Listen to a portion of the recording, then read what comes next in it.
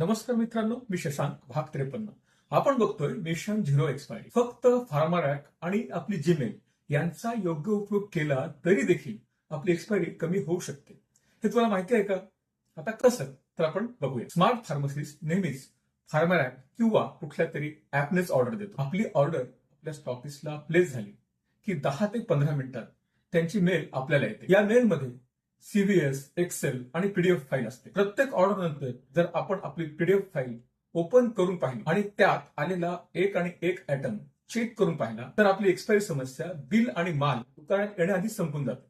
समजा आपण आपल्याला आलेला मेल ओपन केला आणि त्यात आपल्याला एखादा आयटम असा दिसला की ज्याची एक्सपायरी डेट अगदी जवळची आहे आणि तेवढ्या कमी वेळात तो आपल्याकडे विकला जाणं अशक्य आहे. अशा वेळी अजिबात वेळ वाया न घालवता आपण आपल्या त्या स्टॉकिस्टला फोन करायचा आणि सरळ तो नियर एक्सपायरी आयटम आपल्या बिलातून वजा करायला सांगायचं. ना रहे की बास न बजे की बासरी या पद्धतीनं जर नियर एक्सपायरीचा माल आपल्यापर्यंत आलाच नाही तर तो लवकर एक्सपायर होणारच नाही. या चेकिंगचा दुसरा फायदा असा होतो की एखादा चुकीचा किंवा हटका आयटम आपल्याला नजर चुकीने टाकला गेला असेल तर ते देखील आपल्याला लगेच लक्षात येते. नजर चुकीने वेगळाच आयटम आपल्याकडे आले तो आपल्याकडे विकला जात नाही आणि तो हमखास एक्सपायर होणार. थोडीशी काळजी घेतल्यास तो हटके असलेला आयटम आपल्याकडे येतच नाही आणि अर्थात माल एक्सपायर होतच नाही. ही एक्सपायरी कमी करण्याची फार साधी आणि बेसिक ट्रिक झाली.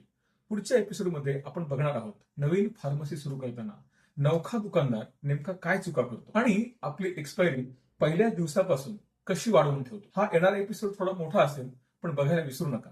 धन्यवाद.